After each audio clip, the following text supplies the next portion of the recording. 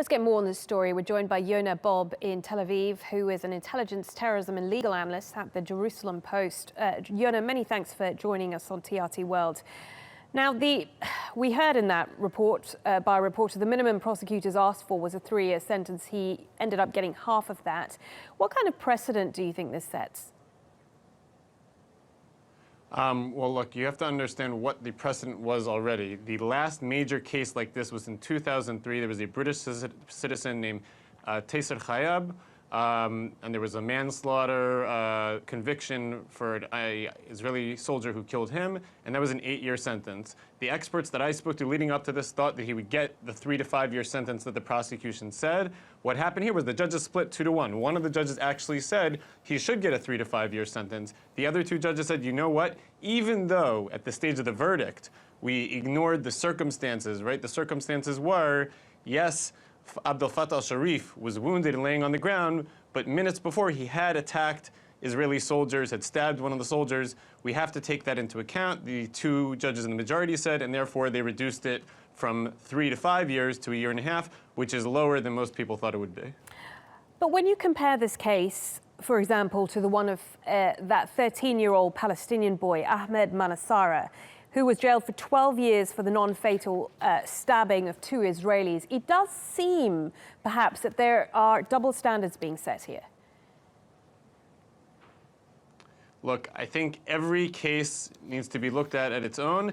I think the question you're really asking is, how come the Israeli prosecution didn't indict for murder instead of manslaughter? That was the decision that was made before it got to the court. The court could only give sort of within what the spectrum of manslaughter convictions normally get. So I think they were a little bit low, but not terribly off. The bigger question is, should the prosecution have indicted for murder instead of manslaughter? I can tell you from knowing the prosecution that they were very concerned about certain aspects of the evidence. For example, that Sharif had already been shot. There were arguments during the case that maybe the original shots actually caused his death. If that had been true, they couldn't have even won a manslaughter case.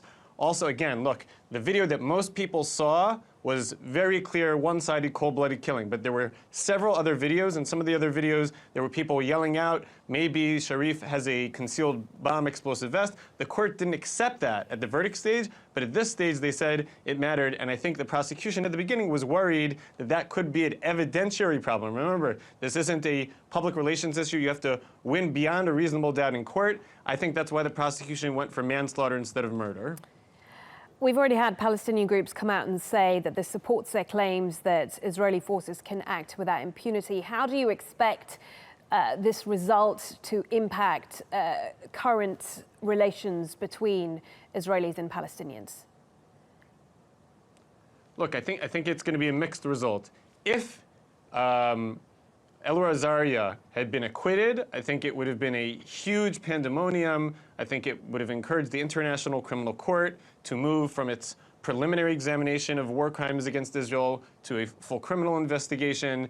International human rights groups, European countries would have criticized it, Middle Eastern countries would have criticized it.